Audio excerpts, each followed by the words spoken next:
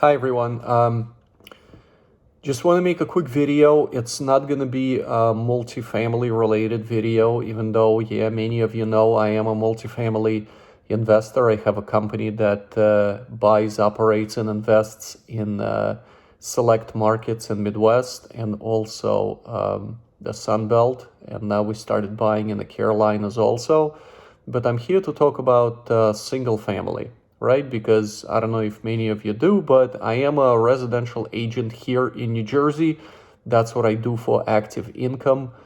And right now it's March, beginning of March 2024, and everybody's asking, oh, how's the market doing? How's real estate? How's everything? So I got a few interesting statistics that you might find interesting. Of course, everybody's talking about rates and they being high, but if you look at if you track the rates from 1970s to now, actually the rate of, what is it now, like 6.8% or 7 or something like that is not high. It's actually average, right? The average rate, I think, was like 7.5 if you're gonna count everything. And of course you're gonna say, well, listen, in 1980s or something like that, I believe during Carter administration, the rate was 18 and people were still buying houses. And a lot of you will say, well, yeah, the houses were less expensive. The houses were cheaper.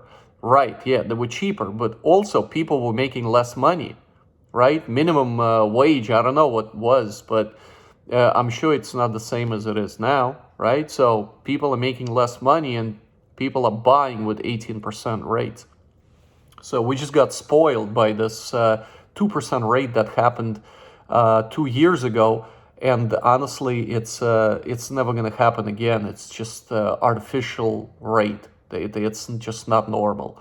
But anyway, yeah, the sales are down significantly. If you can compare from December of 2023 to December 2022, 22 to 23, the sales are down 6%. Yeah, because there's no inventory. Yeah, people don't want to sell because they say, hey, listen, if we sell, we can't buy. And if we can buy, we don't want to pay crazy rates.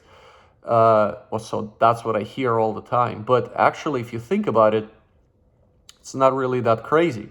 Because if you're going to buy now, you can always refi when the rates come down in a year, right? So what do you think is going to happen when the rate drops to, let's say, mid-5s or lower 6s? Everybody's going to run and buy. Then you're going to have bidding wars. People are going to waive inspections, appraisals, and all this type of stuff.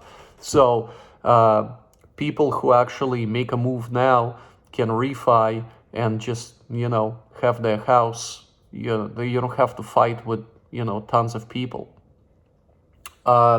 So yeah, the sales, the new listings are down 6%. That's actually interesting.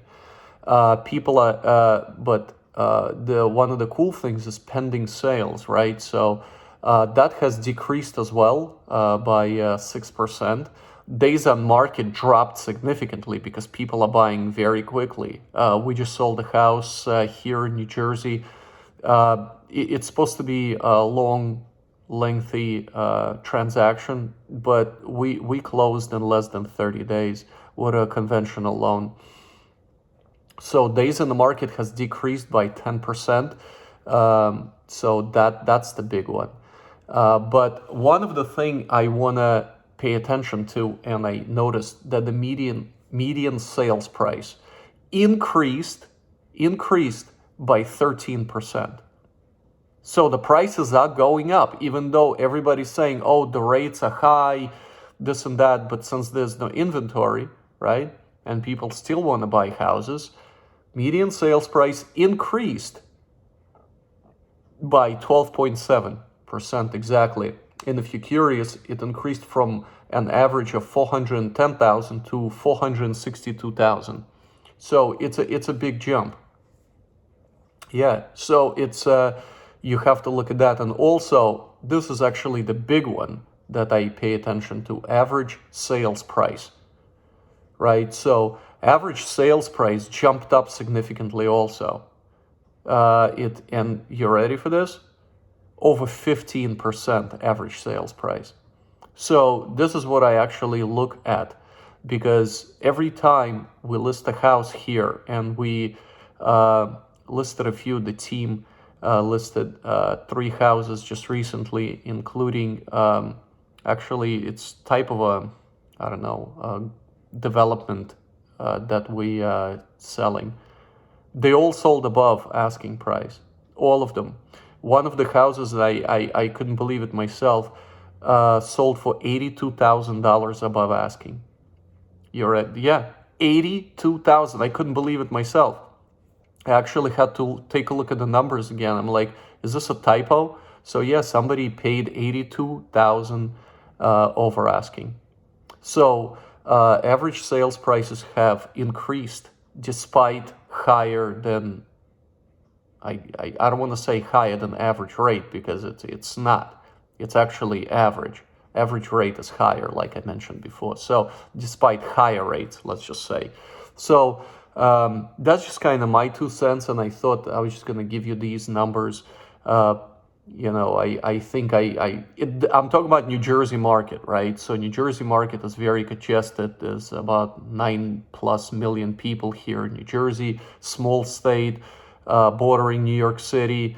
And we have not only a lot of buyers here in New Jersey, but we get a lot of spillover from New York, because people are still working remotely. So why would they, sit in small apartments in New York City where they can basically spend the same money living in a fairly large house or large apartment with land and, just easier commute and everything, and they live in New Jersey.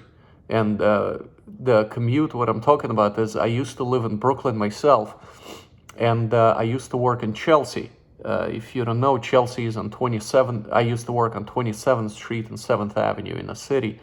So commute from Brooklyn to Chelsea, it took about an hour and 20 minutes for me, door to door, right? I used to take the train, the Q train, and that's how long it took.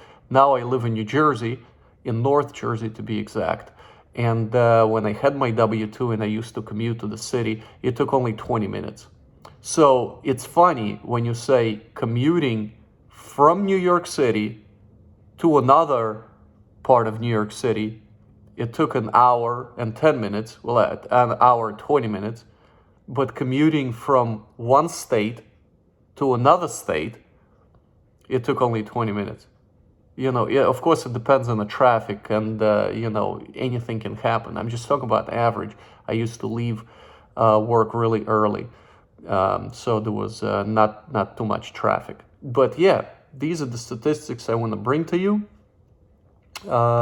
If you have any questions, reach out. We are selling, like I said, a lot of houses here in Jersey, and it's challenging.